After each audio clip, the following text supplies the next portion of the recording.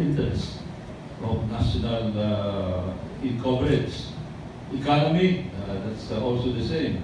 So, depending on the discipline of the person, the background, the academic background, you would see them, those who are thinking of national interest, you would see them in Committee on Economic Affairs, Committee on Defense, Committee on Foreign Affairs. But those who are focusing on local interest, nandun sila sa Committee on Public Works dahil maraming project dun. Committee on Appropriation dahil maraming makukuha pork barrel dun. So, gano'n, no? So, you will see that there are two kinds of people who would always get elected and re-elected. Yun yung nakapokus sa local. They're always there, they're very visible, delivering the goods. But at the same time, there are also personalities who are able to attend to national issues while addressing local issues. May mga advocacy sila, national advocacy. I don't want to mention names, but there's a certain congressman, for example, from Albay, who would always stand up when a national issue is involved. Maingay yan sa Kongreso, maingay sa media, pero tuloy yung pagbigay niya ng serbisyo sa distrito niya. Kaya balik ng balik yan. Yeah. These are people who would, like you, you're already in your third term, you'll be on a sabbatical for one term. If people would remember all the things that you delivered to your district, then it would be easy for you to get re-elected when you go back for your fourth term. So, you know. So, but then again, I'd like to say that it's good to have balance. Sa ano kasi sa Kongreso, you can count about 20 members who are involved in national issues. Mga 20 lang yan out of 250 or 280. Ganun lang. All the rest are worrying about the district, how to get elected, how to help people, how to look for funds for health, yung mga napatayan, yung mga yan. So, I remember, ganito yun one of the legendary members of, speakers of the House, Tim O'Neill, when he was a pressman congressman, tinanong niya yung Speaker of the House at that time, Sam Rayburn, Mr. Speaker, what is your advice to me, a pressman congressman? Sabi niya, first, sabi niya, start your re-election campaign right now. Second, if somebody approaches you, make sure you give him something, whatever it is, you give him something, service or whatever. And third, of course, is to be always open. Maganda yung una, no? You might think that running for election is too political on day one. It's not. When you are running for election, you are a good congressman. A bad congressman is someone who thinks that the next election is still far away. Sabi niya, huwag mo na kasi gusto niyo man, nakapag election. So, yun ang ano. But maganda pa natin, now that maybe siguro, we can, I've had colleagues who attended the NDCP. Pagbalik nila, nagkaroon sila ng graphic transformation. Ibang-ibang outlook nila. They became more national in scope instead of local in character.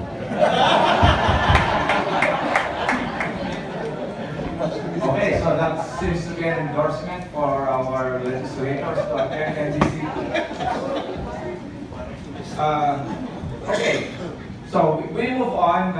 Maybe we need a question for, Secretary Mercado. And the others? For Secretary Lumen.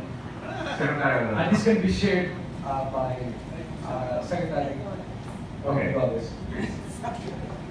Sir, I'm Colonel Alorin from the Office for Strategic Studies. I still believe that the Philippine-China relations remains to be an untested friendship or untested alliance, if I could say it. And the behavior of China in this disputed region, the Maritime Commons, will still have to be seen and observed will have to be crystallized in the next weeks to come or months to come. Now, after the visit of our president to China, bringing with him, of course, more than 24 billion of foreign direct investment and soft loans, China made a statement that it said that nothing has changed there. No concessions. Now, sir, I'm just thinking about after the pronouncement of our president that we're veering away from the United States. I'm just thinking about how our national interest to be best served. Should China come up with activities that are inimical to the decisions of the UN Arbitral Tribunal, such as another reclamation, another declaration of the reassertion of China's land? Please comment on that.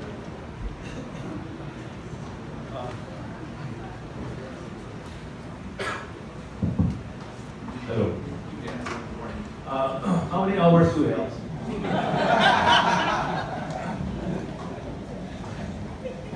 Colonel Francis.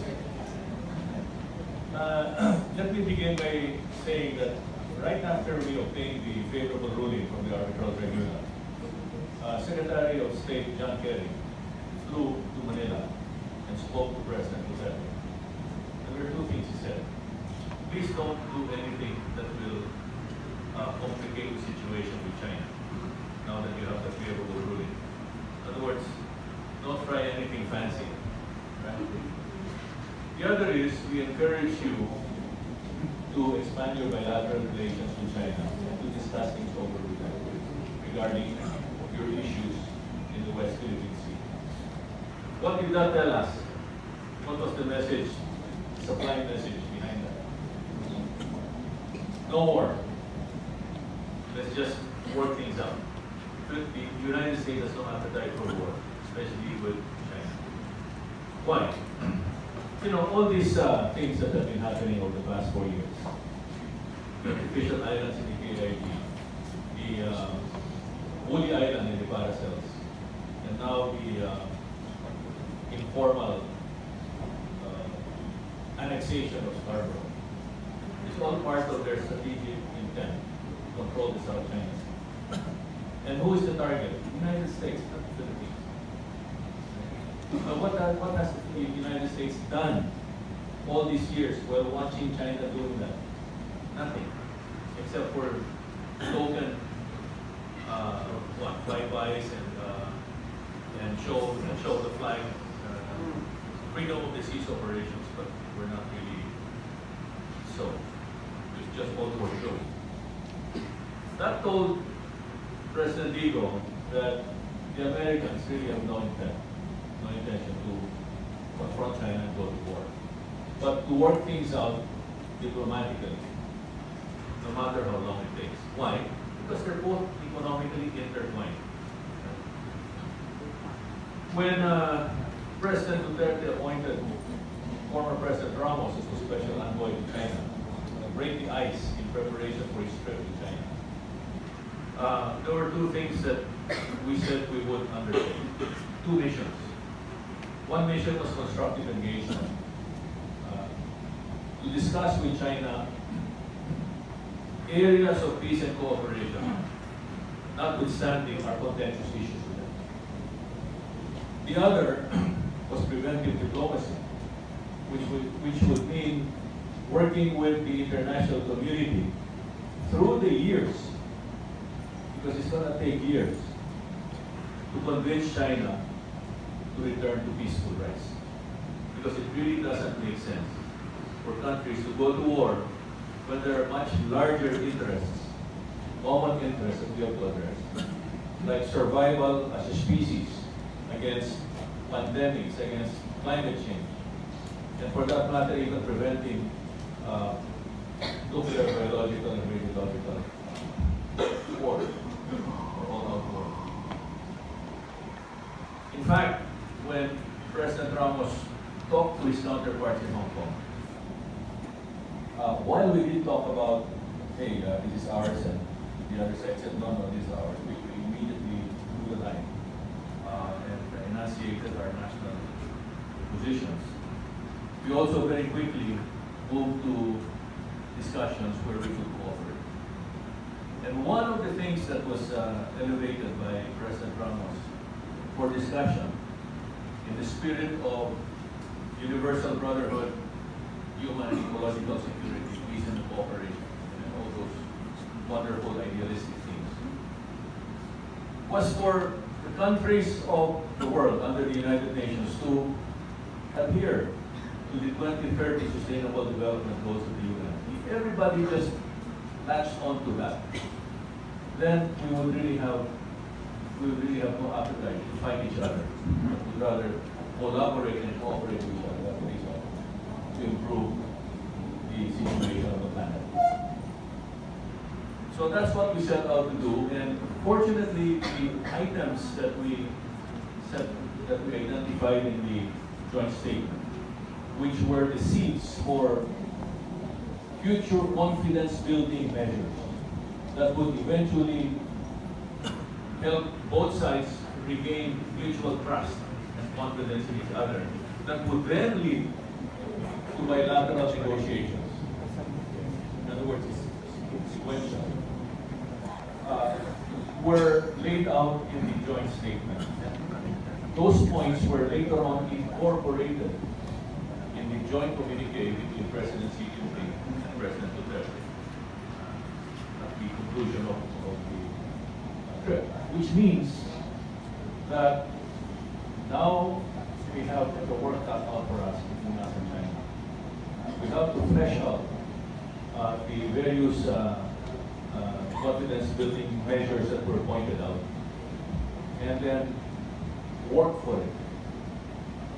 Work for it until such time, until such point in time that we've regained or recovered enough trust and confidence to really engage in meaningful bilateral negotiations. When Colonel Flores and General Galang and I joined the PCFR in a track 2 dialogue 3 weeks after the Hong Kong trip, the Vice Minister for the Ministry of Foreign Affairs, Lucian Min, echoed what we talked about in Hong Kong, that it's going to take time for both sides to work for a recovery of mutual trust and confidence. And that's partly because, in the case of China, the Chinese are taught early, at a young age, and throughout their period in school, that they own the South China Sea. And there's what, 1 billion of them? More than 1 billion of them. So for China to now deconstruct and say, hey, we made a mistake, it's not valid according to the arbitral tribunal. We don't own the South China Sea. Can you imagine the turmoil inside? So they'll have to manage that. And we must understand that even if they know that we're right, they're not going to admit it. Right?